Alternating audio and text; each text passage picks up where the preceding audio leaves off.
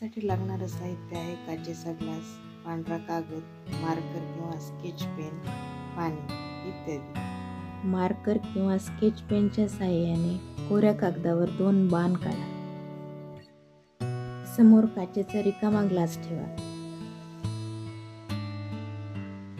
आता या काचेच्या ग्लासमध्ये हळूहळू पाणी ओता।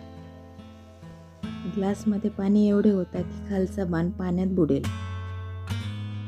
बाण पाण्यात बुडाल्यानंतर आपणास असे लक्षात येईल की हा बाण चक्क उलटा झाला आहे। कृती पुन्हा पुन्हा करून पहा।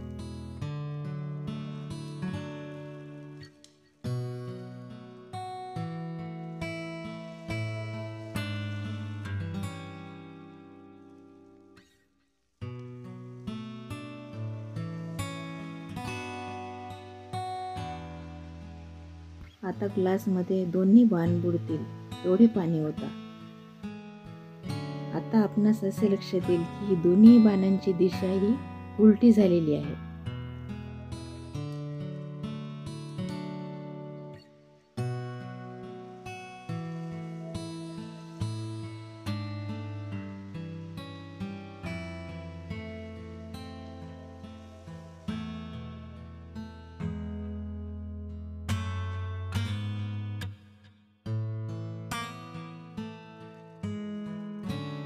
प्रकाश हा सरळ रेषेत प्रवास करतो हे आपणास माहीत आहे, परंतु या ठिकाणी प्रकाश हा सरळ मार्गाने न जाता मध्ये ग्लास ठेवल्यामुळे तो तिथे अडला जातो।